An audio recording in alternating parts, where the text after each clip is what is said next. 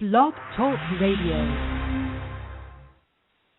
Hello, everyone. This is Chrism, and I'd like to welcome you to another conversation about your Kundalini awakening experience. In this conversation, we'll be talking about Tantra and the Kundalini. But before we get going, I would like to invite Santara to come online and to make a few announcements. Santara. Hello, everybody. The first announcement I'd like to make is about the Kundalini retreat. We have only just a little over 2 weeks to go before the retreat is in Santa Rosa in California, and that is going to be on Saturday, April the 20th, and on Sunday, April the 21st. So if you're able to join us there, then please let us know, and we will add your name. And you can write to me at kundalinimatters@gmail.com, or you can phone Eileen on 239-246-5608, and we will be delighted to hear from you and answer any questions that you might have. So if I can announce it again later, perhaps, Chrism. That's all for now. Yes, and thank you. Thank you, Santara, for making that announcement. You're welcome. Once again, that's on April 20th and 21st, and that's here in Santa Rosa, Northern California. So if any of you would like to come and partake of this workshop, this retreat, I would highly recommend it for people that already have the Kundalini and for people that are searching for the Kundalini or trying to arrange for themselves to have the Kundalini come to them, which really brings us to the topic of our conversation is Tantra. Tantra is a very, very, very ancient way of inviting the Kundalini to come into a person. In Tantra, various methods are explored that open a person into the divine communication, and in most cases, by virtue of having a partner with them to help both of them explore this aspect of reaching in. With Tantra, in the West these days, there are many different techniques and schools of thought and practices with regards to what Tantra is, and there's too many of them to list here right now. But what I am going to do is I'm going to talk with you about what it isn't at this point. What it isn't at this point in our conversation. The way I approach Tantra is that it is not a dating service. It's not there for you to find the quickest, most exciting partner in order to engage in sexual activity that perhaps you normally wouldn't be able to engage in. Nor is it there for purposes of any kind of puerile interests. So I will suggest that in our conversation, we're coming into the Tantra with an extreme form of devotion, an extreme form of surrender into the divine agenda within each of us. Also, I should explain that the Tantra that is given through me to give to you from my Kundalini is there are no limitations on how the Tantra can be received by a person. You can receive the Tantric expression through energetic exchange of all different types. The sexual energetic exchange, the emotional energetic exchange, the devotional energetic exchange, even into ritualism and the ritual energetic exchanges. It does not lend itself to dark energetic exchanges. The ego in a person will tend to try to manipulate the sexual expression or the sexual interest of a person into areas that are challenging, to say the least, with regards to acceptability in certain societies. And this happens a lot in the West because of our predilection towards pornography, towards the exploitation of both genders with regards to the volatility of sexual interest and the commercial aspect of the sexual interest in the West and in other areas. You know, when I say the West, I'm also talking about people in the East as well, because it's fairly clear that, you know, some challenging sexual expressions are being offered and practiced by people, you know, basically all over the world, except for a few societies. You know, a few societies will, you know, have been able to steer clear of that to some degree. But with the Tantra that I espouse, this is all about devotion and divine communication. Divine communication as given through the energetic invitation that two individuals make to themselves and each other at the same time. And as I mentioned before, this energetic exchange will take many, many, many different shapes, many, many different expressions. And we'll go through some of these expressions today. One of the expressions that is commonly looked down upon in our society is the full penetrative sexual tantric practice. So many people have been hurt through various ways, and sexually and non-sexually, that form of tantra is frowned upon, and especially through the Victorian and Elizabethan standards of conduct, which still permeate our society today. Tantra is not of a Occidental, you know, European Occidental origin. It is, in many cases, it is from India, and it is from the Eastern understandings. And they didn't have as many of the hang-ups about sexual expression as the Occidentals had. Certainly not thousands of years ago, as these practices were being practiced and developed and come to us in the way they come to us today. So, with that understanding, some of these practices will fly in the face of Western societal acceptability. And I just want you to know that. I want you to know that, understand that, realize that. Look at some of the information you may have about sex and, you know, the societal limitations that you have agreed to be born under with regards to the society that you live in. And if you're interested in Tantra, then I would suggest that you begin to release some of these limitations that may have been brought upon you by your being brought up in a certain society. So really look at that and see if you can release some of this programming. Go beyond the idea that all men are bad or all men are pigs or all women are, you know, prostitutes or whatever. This is given way too much attention from Hollywood and in the film and television industries. Women are not so easy to categorize, and neither are men.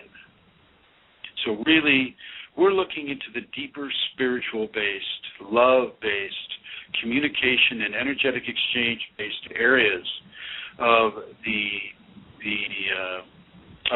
many different practices of energetic exchange within Tantra. Tantra is a study of bringing the Kundalini into a person. Tantra is all about awakening the Kundalini. That is what it's about. That is what people over the centuries, thousands of years, have tried to use in order to achieve an awakening. Okay? An awakening of Kundalini is considered the highest form of spiritual experience that a person can have. It is beyond words in its activity upon the human equation. It is absolutely stupendous and fantastic and wondrous and magical and beautiful and terrible, all at the same time. And people all over the world, for many, many, many centuries, thousands of years, have striven to awaken the Kundalini with various means. Now, I first mentioned the sexual aspect of Tantra, and it is very strong. And what I'm going to say is going to fly in the face to a lot of what you may be reading on the internet or in books or from the great swamis and lamas and monks and whoever, whatever exalted person you can think of. With regards to penetrative energetic exchange, the reproductive organs of both genders are used, but they're used in specific ways. They're used in ways that allow for the focus and attention of the person to be given into the blending with the other person. The sexual act is a form of physical blending and spiritual and energetic bonding and blending at the same time.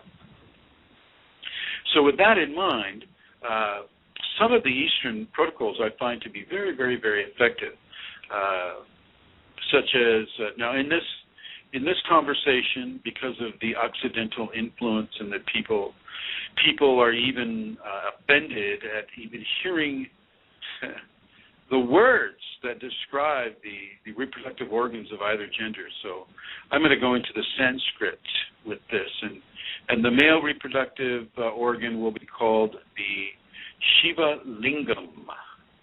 Once again, the male reproductive organ is referred to as the Shiva Lingam, and the female reproductive organ is referred to as the Yoni. Now, for those of you that have studied Tantra and that have explored this is very, very basic for you, and I understand that, and we'll just you just have to be patient with everybody who isn't quite up to speed as you are with regards to these terminologies.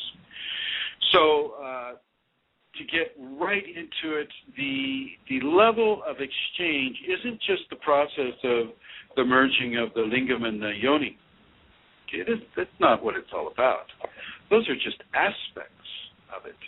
We also merge through the eyes, through the eyesight. We also merge through the tactility of touch, of skin to skin, neuron tactility to neuron tactility. And so this is a combination, and if you followed any of my conversations or the YouTubes, and I should say that, the YouTube channel is Chrism, the number 0, Kundalini, so it looks like Chrism O Kunalini on the YouTube network. If you followed any of those, you'll find that I often mention combinations, not one way to do this or that, not a single practice. It's a combination of different ways and different practices. So often we get caught up into absolutism with how we describe practices that we feel are best or that work for us. And if I'm going to be absolute about anything, is that nothing is absolute.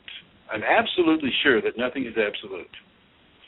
There are always different ways to do different things, and we all come into this experience with different levels of karma. And so we are all unique within our process, and yet we're also similar within our process through the joining of what it is we're attempting to do with awakening the Kundalini. So a person can be benefited through different levels of the penetrative blending of the yoni and the lingam. And yet at the same time, you must have a supreme levels of love for this person. Some people are able to just love. Just love. They can find love. And you need to differentiate love from lust. Okay. This isn't about lust. This isn't about wife swapping or, having fun with something different, someone different because you feel bored with your marital expressions. No, this is not about that. This is about the Kunalini, and let me tell you, the Kunalini is extremely powerful, and you don't want to come into it with a trivial attitude. So within the interpenetrative aspect, a ceremony of devotion for the person you're going to blend with is very, very helpful because it begins to bring the ego consciousness and the higher consciousness into an alignment with what it is you're doing. So bring a gift. Share some wine. No, non-alcoholic wine, of course. I'm not, I really don't support any kind of alcoholic consumption. But share a juice or water or tea or something on a level that is something that the both of you can take in. It is the action of bringing in to your body that is important right now. Find a way to celebrate the other person in a loving, happy, joyful, confident way. Okay. Make sure that it is in no way abusive or dominating or in any way bringing the value of that person down in your eyes or in their eyes, in their personal experience. Candles can be helpful, a helpful part of the ceremony as natural light. Make sure it's a nicely ventilated area, warm. The color red and blue are very helpful. Gold and silver also very helpful. We're just talking about the little devotional ceremonies that come into play with regards to the physical penetrative techniques that I'm actually blending with some of the other energetic techniques as well. And as you meet that other person and you begin to blend with them by sharing the water, sharing the light, sharing the space, sharing the color, sharing each other, begin to really focus on loving that person. And not just their physical being, but who they are as a person. Who they are. Whatever kind of positive history that you have of them, with them. Begin to really feel, and this is before you even touch that person. This really begins to set the stage for your mental and emotional expressions to become engaged in this practice. Really, and I don't care how long you've been together, begin to really appreciate the unique person that you're seeing with your eyes. And if you've listened to the other conversations I've had, eyesight is a form of energetic exchange. When you look at something, you bond with it. There is a form of energetic bonding that occurs. Whether or not you know what it is you're seeing, you're still seeing it. And eyesight and vision have weight, and one day will be able to be measured. Okay, there's consciousness behind eyesight. Consciousness is projected through the means of the eyesight onto whatever object it is you're viewing or whatever other person it is you're viewing. So as you see this wonderful person across from you, begin to really feel the love that you have for that person, the wonder and the blessed experience that person is in your life. You don't need to have music playing, but soft music can be playing in the background if that's something that is agreeable to both of you. As long as it doesn't take your focus off what it is you're doing. In some ways, this can be seen as a dance, but in other ways, it is also seen as a serene meditation. Okay, and to blend the two, you could say it's a moving meditation. So when you engage in this, really begin to move your emotions in a positive, loving way into that other person, and as they will be doing vice versa, and go very, very slowly and very, very considerately with this other person. This is not a fast process. This is a slow-moving dance, so to speak. And this is something that should be taken with a great level of sanctity, sacredness, and devotion. Because really, really, no matter how you approach Tantra, you're approaching God, the goddess within. And this is the holy of the holies. This is the most sacred practice that you can do. This is something that will change your life forever. Even just the memory of it can change your life forever. Okay. So know this and understand this and engage in this in a way that allows yourself to blend significantly and lovingly with that other person just through your eyes. Just through your eyes. And remember that with every cell in your body, there is a complete you. So let's talk about a potential 17 trillion yous wanting to blend with the 17 trillion of your partner. And realize that every cell having the capacity for becoming a complete human being also has all the functions and organs of that complete human being. And so these are also bonding with that other person. So you can literally see through all of these cells, through all of these cellular networks, you can see, you can feel, you can hear, you can touch, you can taste. You can do all the five senses. Okay? Within this practice, you just need to expand the parameters of your understanding to include these manifestations. And as you come near to your partner, use those five senses and let the 17 trillion other aspects of yourself use their five senses as well, all in one single expression of love. Let's be clear. Love is what binds us together. Love is what allows us to burn through our karma and to have this physical experience. Love is the strongest force. So go with the strongest force as you begin to make yourself prepared to have the divine loving influence, which would be the Kunalini. So when you touch them, you see them, and you experience them on all levels of sensory-based understanding.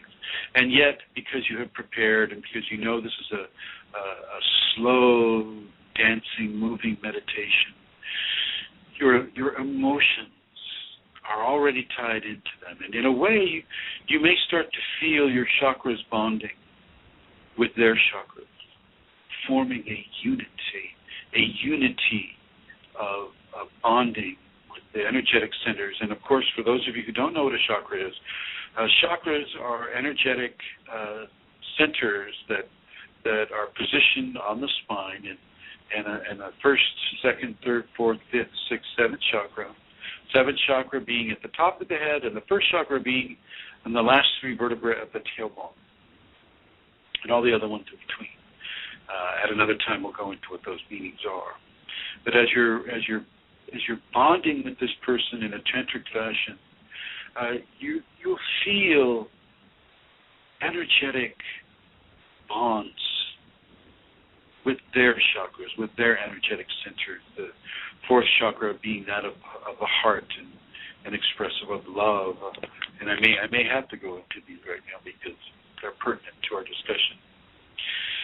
The first chakra is of survival and sustenance and reproduction and the many, many various levels of what it takes to survive and what it takes to have autonomic systems within the human body, breathing, heartbeat, things of that level.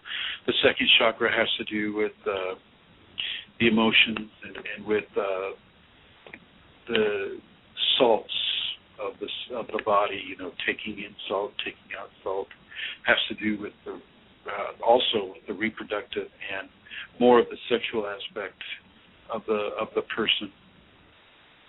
And it is also one of the power generative centers, the intestines being used like an electrical coil for an energy that is known primarily by many people as chi, or spelled C-H-I, so you can pronounce it chi or ki energy in the human being. The third chakra being that of the self and the connection to the cosmos, the first, the top of the first trinity or the first pyramid within the body is the third chakra. It has to do with your strength and the levels of strength and recognition of self and your connectedness to the cosmos that you have. And I'm just giving you thumbnail sketches here, just going through this really quick.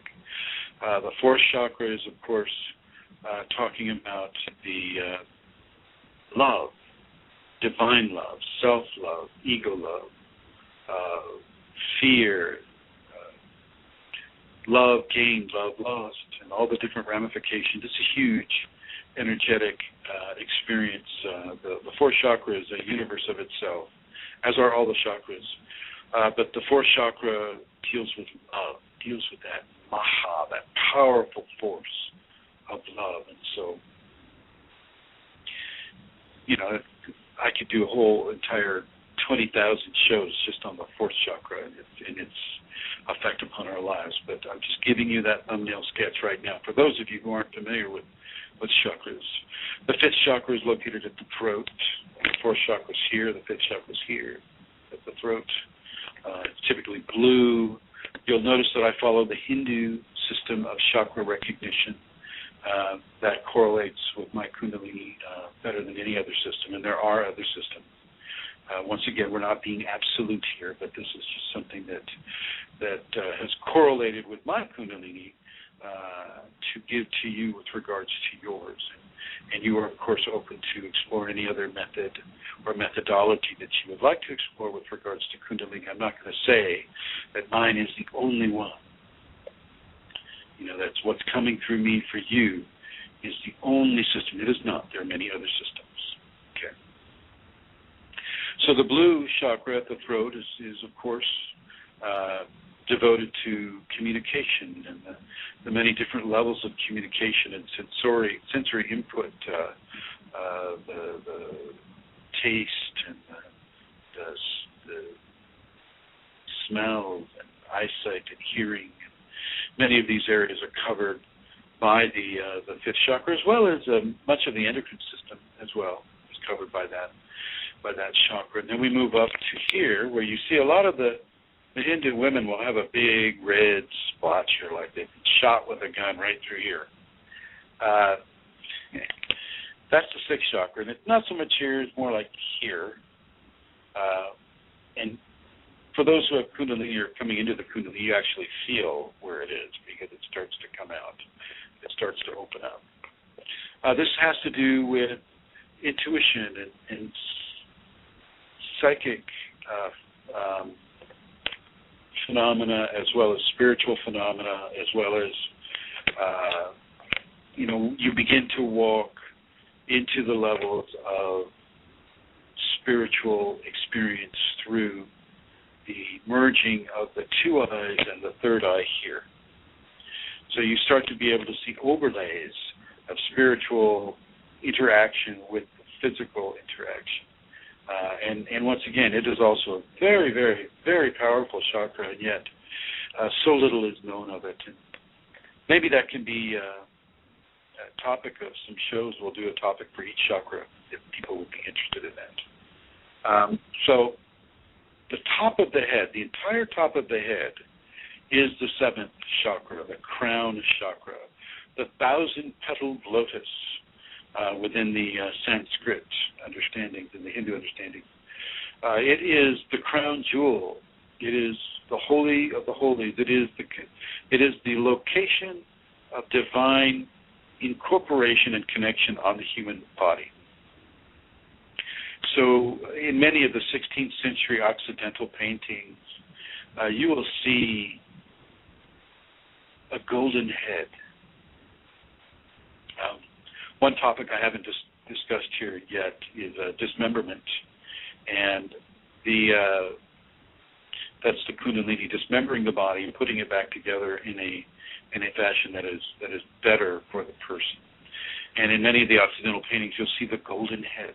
The golden head is an indication that the person has awakened their Kundalini. And this is that they're going through a Kundalini dismemberment rather than just, being drawn and quartered or things of that nature. And so these are the 7 chakras, and these 7 chakras will begin to blend within the tantric expression. And as these begin to blend, so do the spinal cords begin to blend. The 2 idas and the 2 pingalas, which are the ida and the pingala are what you see in the doctor's caduceus, coming up. You'll see 2 snakes doing this, coming up over and down, and you'll see wings coming out at the top, and that's what the MDs wear to indicate that they're an MD. But actually what this is an external symbol of Kundalini awakening. And the idas and the pingalas will resonate with each other, and it's like a harp, like a beautiful, harmonious harp that is being played, and it is the music is being offered to the divine male and the divine female within both people. So there's 2 divine males and there's 2 divine females, and they're becoming one. They're becoming one. And it is that oneness that will begin to germinate within the person. This won't happen for everyone that attends tantric expression, but it can happen if you keep at it and you go at it in the right way and you follow the right teachings. It can happen for you. You've got it within you. So don't think that because it didn't happen for you the first time or the first 20 times, you just have to have the diligence to keep trying. And of course, within the Tantra format, it's a very beautiful experience. And so, of course, it's not that hard to keep trying, let me tell you. So as the people approach each other and they look at each other and they bond with the eyesight, when you're looking at each other, you look right into the pupil of the eye. Right into the pupil of the eye. And you try very diligently not to waver that gaze. This is a tantric gaze. And an awakened person can actually send light into that gaze. And having Tantra with an awakened person is a very different experience than having Tantra with an unawakened person. But I'll get into that perhaps later. As you look into that person's soul and you feel and you open your heart, you open your soul for that other person to see you, you willingly expose yourself to that love that the other person is giving. The love. And be gentle with this. Don't be forceful with this. Don't try to dominate. Don't try to be anything but a loving and considerate person as you do this. And I you hear me pausing before I say certain words, and it's because I keep wanting to say God or Goddess, because this is what the person that is practicing Tantra for the enlightenment and the awakening, really is. This is what you have. This is the path that you're attempting to find within yourself and with each other. So as you stare into the soul and the windows of the soul, the eyes of the person, stare with the intentions of love. Stare with the intentions of grace, healing, beauty, joy, love, love, love. Let that permeate. And as you reach out towards each other and you begin that first gate of tactile communication, fill your body with love. Let every touch, let every cellular membrane resonate with that level of love so that you begin to flow continuously with high levels of devotional love. Recognize the God and the goddess in the other person. Recognize them. Say hello to them. Love them. Invite them into expression. This is a gift that you are giving to each other. You give for the enlightenment of the other person. They give for the enlightenment of you. So you're not so much about your selfishness. Oh, I want my Kunalini awakened. Oh, I want to be able to levitate and fly. You're not about these things at all. You're all about giving to that other person so that they may have enlightenment. And they are not thinking of themselves either. They're thinking of you and how you can have enlightenment. You see it as an act of selflessness. Giving through love is an act of selflessness. We don't give through love and expect to have love given to us. Do you understand? With Tantra, with a partner, Tantra, you need to give for the grace of that other person because you love them so much. And now that I've told you, I want you to go into this. Okay, all right, I want them to become enlightened so that I can become enlightened. So no, don't do that. Try not to be self-oriented. Be oriented more towards that other person, helping, feeling, inviting divinity into them. And you can expect that. I mean, you don't want to expect it, but they will also be doing this for you in their own way, as you do this for them in your unique way. And as you begin to touch and as you begin to caress, let the touch speak volume. Let the touch deliver telepathic pictures of love and happiness and grace. Feel the bonding that you have with the chakras. Feel the tactility of their 17 trillion with your 17 trillion cells. Let this occur in a very sacred and beautiful way. And then smell them. Smell their scent. Smell their vision. Smell the way they feel. That's right. We're using the senses in ways that they're not typically used. Expand yourself into this. I know at first you're thinking, well, how can I smell a vision? Don't worry, you can. You have the capability. Don't try to figure it out. Just let it happen. Don't let your mental figuring machine get caught up into figuring this out. Some things you're not allowed to figure out. Some things you just get to experience. Okay. Like dreams. Science still hasn't figured out dreams. Oh, they can stimulate the brain this way and that. Sure, they can match an electromagnetic frequency, and they can tell what you may be thinking and things like that, but they don't know the source of dreams. They're just messing around with you when they do that. So be advised. So as you touch the other person and you smell the other person and you feel the community that they are, and they feel the community that you are, and you just feel the love, and you want to give them that love in the way that an awakening can give a person. And they do the same for you. You begin to form this one energetic bonding. And as this continues, slowly, very slowly, let the body express itself.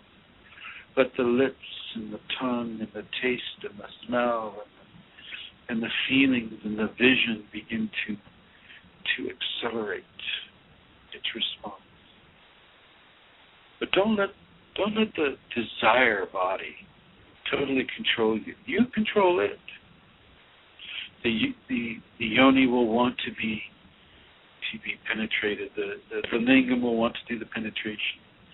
And I will suggest that you do this, but I will suggest that you begin to go slow with it, and you also begin to use the yab-yam position, which is the woman sitting on top of the man, and the man holding the woman in his lap. Okay. That is the position, and there are many, many words for this position. But I'm just going to go with the description because, we don't need to run for the translation book every time we wanted to discuss something. So, as you get into this position, the Shiva Lingam will be straight and tall, the jade stalk, as the Asians call it, and the yoni will be ready for its joining. And in this tantra, we'll discuss that the Shiva Lingam will enter the yoni very slowly, very securely, but without thrusting, which is the natural proclivity for the man. No thrusting. You will definitely feel the difference, but it is the sacred feminine who dances on the platform of the Shiva Lingam. So the yoni is the one that gets to move around, and she can move around as much as she wants within the understanding of what it is she's there to do for you. And what you are there to do for her is to provide her for that platform, that placement, that you are the ground that she dances upon. And this is a real switch, because typically it is the sacred feminine that is the ground that we all walk upon. And it is the sacred male that shines down upon the ground. And so what you're seeing now is the sacred male assuming the position of the sacred female, and the sacred female assuming the position of the sacred man. Do you see how this fits together? Do you see how this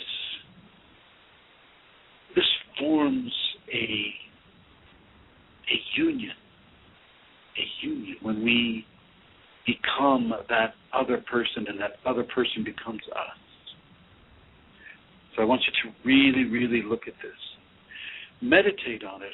If it's a hard concept for you to receive, meditate on it. Let it soak into you. Let it explain itself to you. Okay? And this will go on and on and on.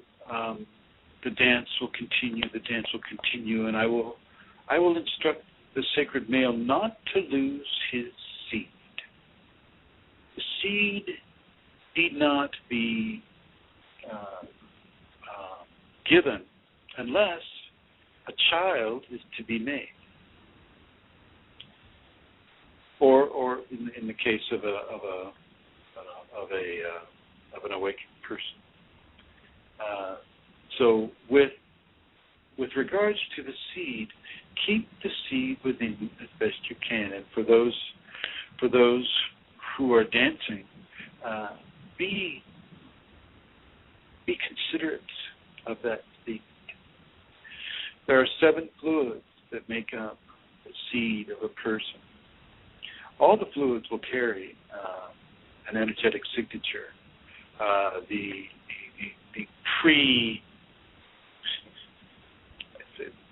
pre-seed, shall we say, the PRE-SEED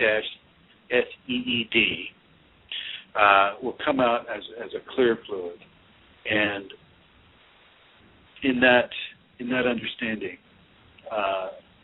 everything that is needed for activation is in that clarity, is in that fluid.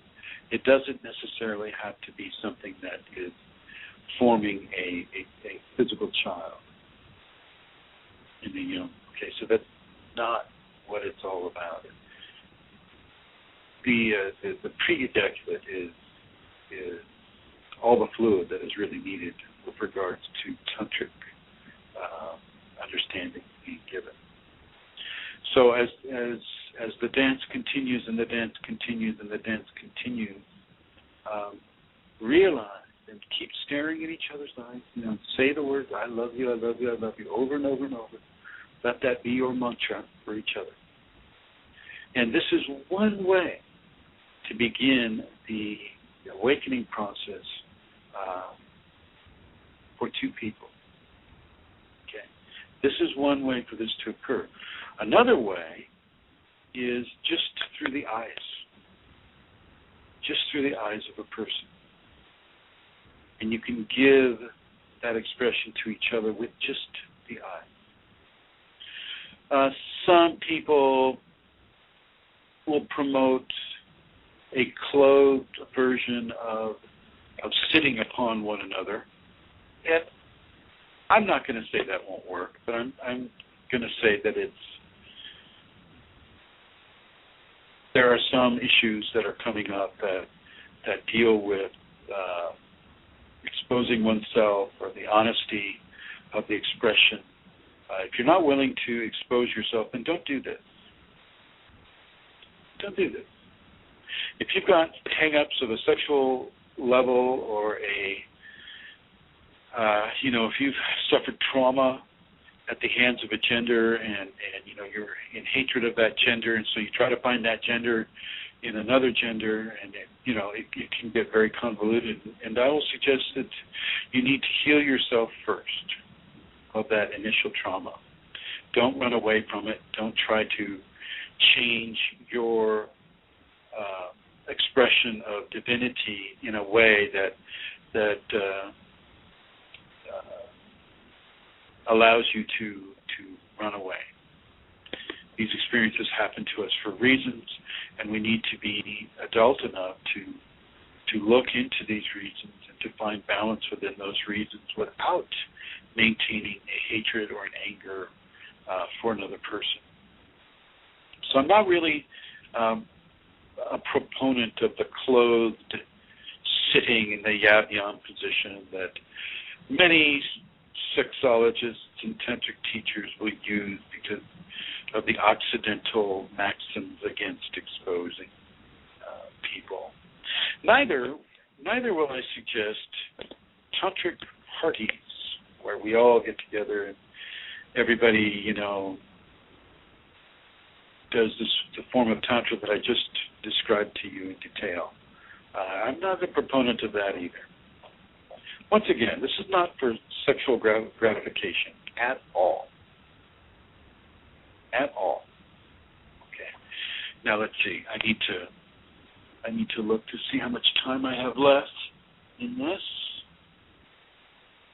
Maybe you can tell me, Zantara. Yes, you have 40 minutes. Oh, good. 40 minutes left. Yeah.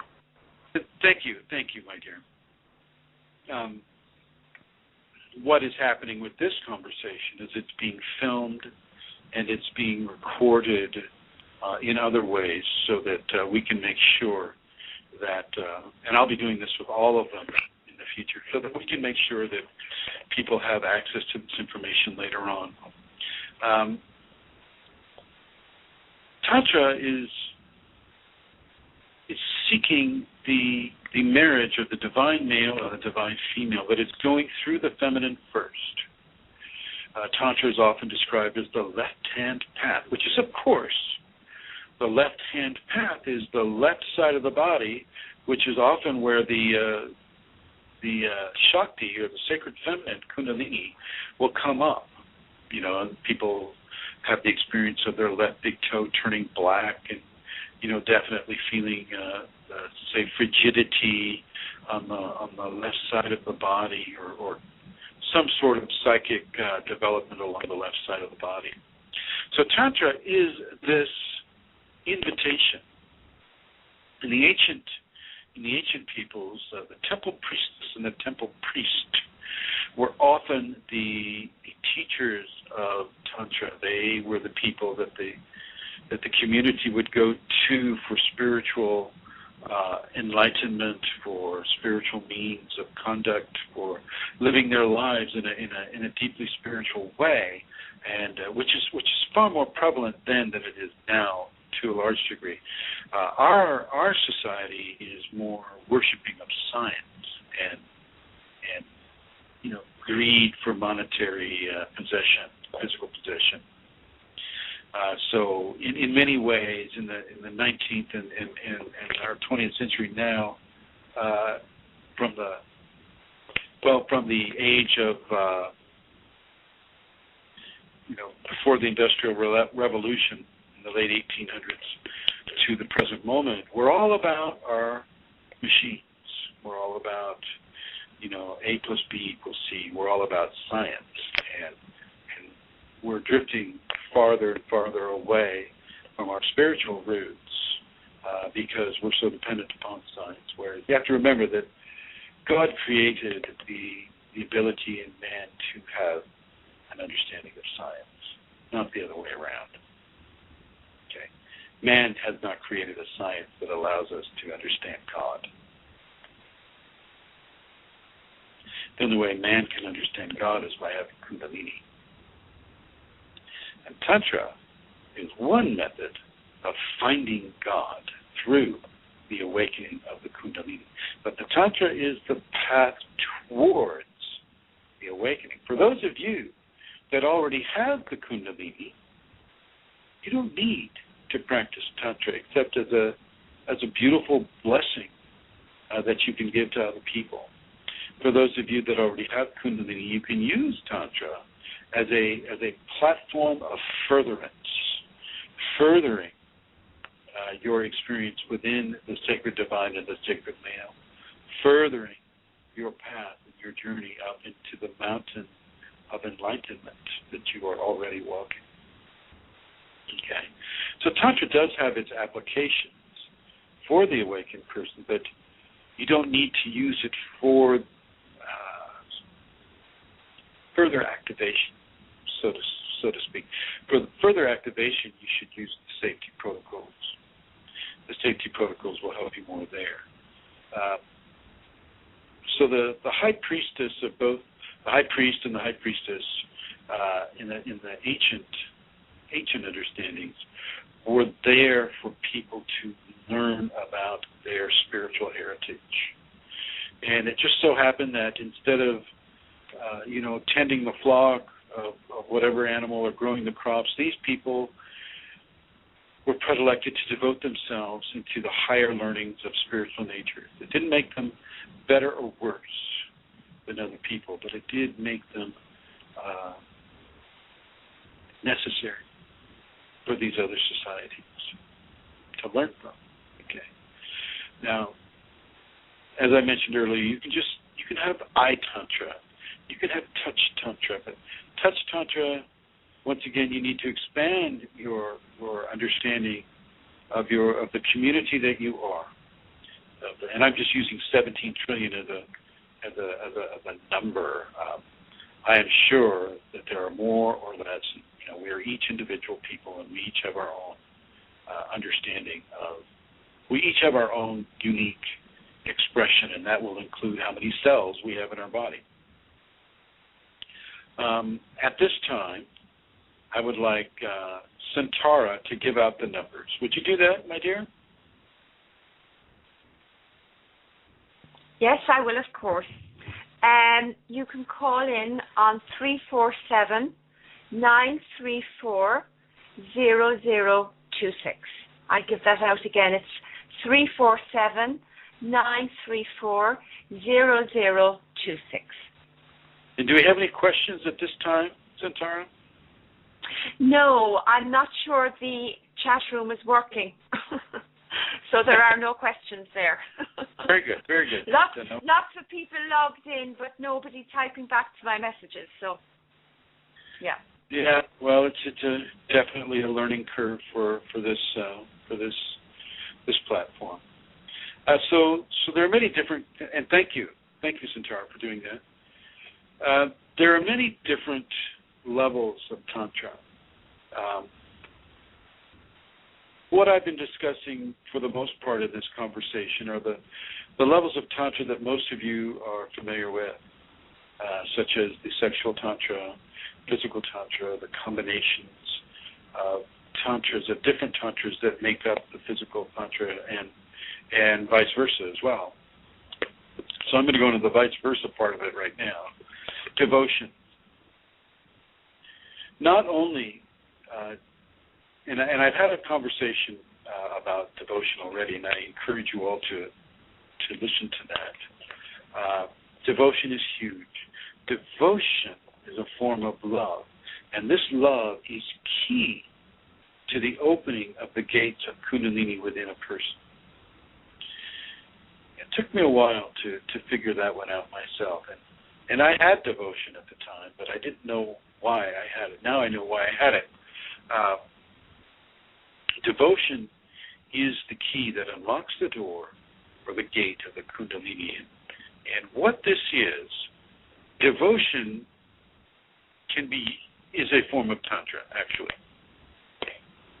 I was going to say devotion can be used as a Tantra, and it can be, but it is also, in and of itself, a form of Tantra.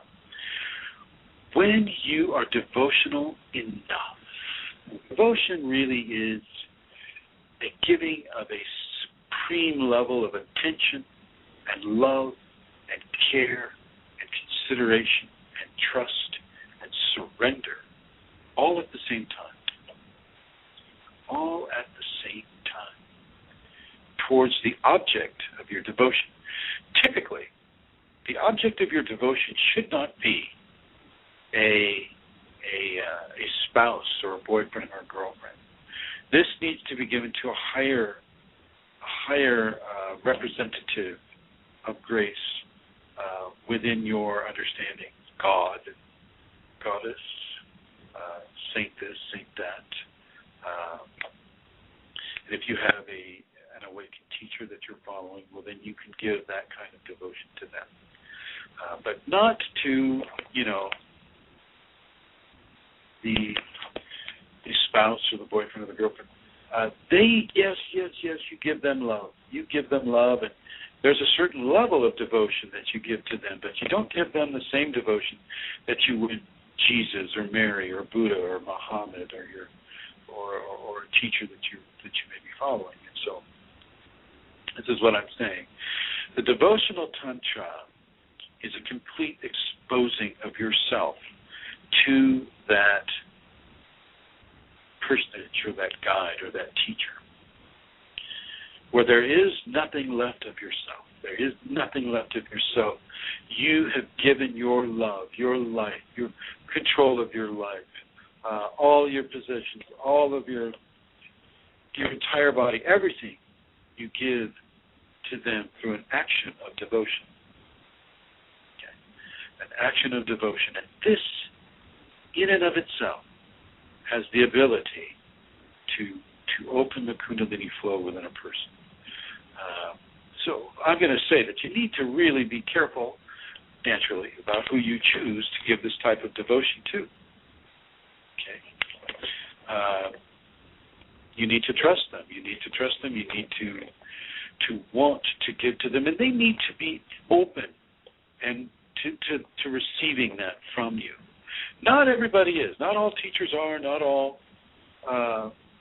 No, it's just the reason why we choose so many dead teachers in our many societies is because the dead teachers don't really have an option to say no. Well, I'm going to choose, so-and-so, and even though so-and-so, like Gautama or Jesus, said, don't worship me, well, you don't really give them the choice. You say, well, I'm going to worship you anyway. So what I'm suggesting is that you begin to give that teacher or that personage the devotion, but also give the devotion to the Kundalini within. As you expose yourself to that living teacher or that dead teacher, give yourself to the divine within. Give yourself to the divine within. Expose yourself to the divine within. It's very important. Not so much with the expectation of, oh, divine within, will you open my Kundalini flow? No. When you're in this kind of a devotion, all levels of asking or expectation have left you. By giving so much, you receive automatically so much. Okay? And accept what it is you're receiving with grace and gratitude rather than asking for more. Okay? With this type of devotional tantra, it's the same kind of tantra that you would do with a partner in the physical level, except that you don't need a partner. You don't need a physical partner. You're partnering with that teacher or that personage. Okay? And you're definitely partnering with the two that are one within you. Not everybody has the ability to attract and mate. Not everybody has the ability or the desire to have a flesh spouse or person in their life that way. It's just not that way for everyone. It's that way with most. Agreed. It is that way with most, but it is not that way with everyone. It's certainly not everyone on a spiritual path. Let's look at the people in Tibet and China and India who renounce joining with another person in the flesh. They renounce any kind of sex. They're celibate. They renounce any kind of an attachment to another person. And I honor them, and I respect them, and I think that is a very good way to do these things. But I also think that another very good way is to give love. Give that love to another person. Be with another person. Make that child. Raise that child. This is another way of reaching into the exalted areas of spirituality. You'll notice that a lot of Kundalini awakened people have kids. Hello. They have children. Some of them have many children. Okay? So it is not a rule that says that, oh my gosh, since I want to have Kundalini awakened and I want to become enlightened and all of these things, that I can't have a relationship with a person. That's false. Of course you can have a relationship with a person. It depends on how you want to go with it. You do not have to become a celibate, monk, priest, whatever, in order to attain the gifts of grace. You don't. Now that may happen after you've attained the gifts of grace. The grace itself may say, well, Mr. Chrism. Granted, you were having this relationship, and I have come to you. The grace is speaking. I have come to you, Chrism. Now I want you to back off of this, and that. That can happen. And as I have taught in other conversations, you need to pay attention to that. And if you're with a spouse or a significant other, they need to understand. And if they don't understand, then you need to help them allow you to have that understanding and not impugn upon your personal understanding, okay? So this goes into that other conversation about Kundalini and those around us who don't have it. Sitara, can I have the time again? Yes, you have 25 minutes to go now. Thank you. Any questions at all? No questions. Oh, hold on. Okay. I'm holding. What are some of the types Tantra? What are some of the Tantra types? We have the energetic exchange. All Tantra is energetic exchange. We have the physical Tantra. We have the devotional Tantra. We have the Tantra of all the different senses. So we have Tantras for each sense. Okay. We have Tantra. We have partner Tantra. We have singular Tantra, or Tantra without a partner. There are many, many, many different types of Tantra. Who's asking that? Somebody in the chat room. Oh, okay. All right, yeah. Really, for me to put a numerical measurement on how many Tantras exist would be incorrect, because as many Tantras exist as there are different people who wish to practice different things.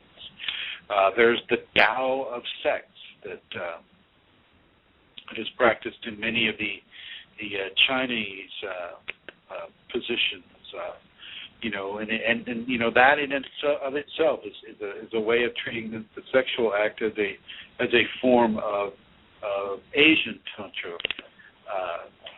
There are many, many, many different Tantras, but in this conversation I basically wanted to focus on what people knew the most about Tantra. And in the West, which is really what we're geared towards right now, is a Western understanding. In the West, the word Tantra automatically means sex. It automatically, people just jump, oh, Tantra, that means sex. So I'm giving them a recipe for a different understanding, a different appreciation of the physical blending that Tantra can represent. It doesn't need to represent sexual blending, but it does in many ways. In many ways, it does. And once again, in this conversation, we're not so much discussing what happens when you have awakened the Kundalini and then you're going into having tantric expression. I don't want to talk about that in this exchange. I'll talk about that in another conversation, because there's too much to get to in that. But what I'm talking about right now is the commonly understood Western ideology of what Tantra is. And in the West, and I'm sure there are plenty of Tantra teachers out there going, oh, no, it doesn't mean that. And, sexologists are going, oh, no. And some of them are going, oh, yes. This is what is being given from my Kundalini to give to you about Tantra at this time. I'm not reading this from a book. I have books on Tantra, but I've never read them. I thought they might be helpful for helping others with it. And really, it's the Kundalini that comes through this. And it gives a very, very specific teaching on different levels that allow a person to understand one of the best methods of approaching the sexual Tantra that may not be understood clearly, or you may have to pay $1,000 to receive. I don't know how much money people have spent in being able to listen to this conversation. How much money have they spent listening to this conversation, Santara? Not a lot. Right. But, they had to buy a computer. They had to, that type of thing. But they use that for other things. So for instance, I'm being told by many people that I should charge for this information. And I may have to start charging for this information because,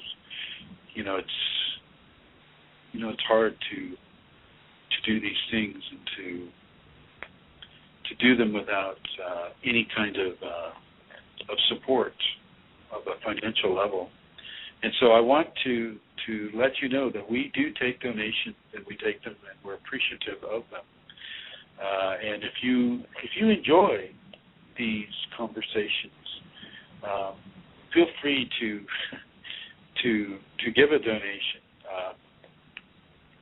I swear I'm sounding like a public radio station now, asking for donations, and I've never wanted to do that. But we're struggling to stay afloat with these conversations. So if you do enjoy them, then feel free to send something to Santara or myself or Eileen Laurel. She's another person you can send to. If you wish to give to me, then it's KFIREFOR at yahoo.com, and that's kfireforall@yahoo.com. And Santara, what's your email? My email is kundalinimatters@gmail.com, and you can drop me a line and I can let you know a little bit more about how to donate. And it would be very, very much appreciated, because it's quite essential, really. And so all donations would be very much appreciated. So kundalinimatters@gmail.com. And also for Eileen Laurel's email, her email is LORO55@yahoo.com. That's ELORO55@yahoo.com. She is also an integral part of the Kundalini Awakening System 1 administration. So if there are no more questions and people don't want to call in or don't feel called to call in, I will go ahead and end it at this time. Santara, can you make your announcement again? I can. There are no questions at this time. Yes, just to let you know again about the Kundalini Awakening Retreat that has been held in Santa Rosa, and that is on April the 20th. It's a Saturday, and on April the 21st, a Sunday, and this is led by Chrism. And it's an intensive study and preparation for the reception and inner grace of Kundalini Awakening. And if you are awakening, or you are, as Chrism said, seeking Kundalini, then everybody is very, very welcome. It's going to be a wonderful 2 days. So you could phone Eileen if you would like more information on 239-246-5608, or you can write to me at kundalinimatters@gmail.com. Okay, thank you, Santara. Yep. And I must say that is in Santa Rosa, Northern California, United States. Okay, so just to give you a proper geographical context. And if there are no more questions, then I would like to say my blessings to you all, and may you all have beautiful Tantra with each other. Thank you.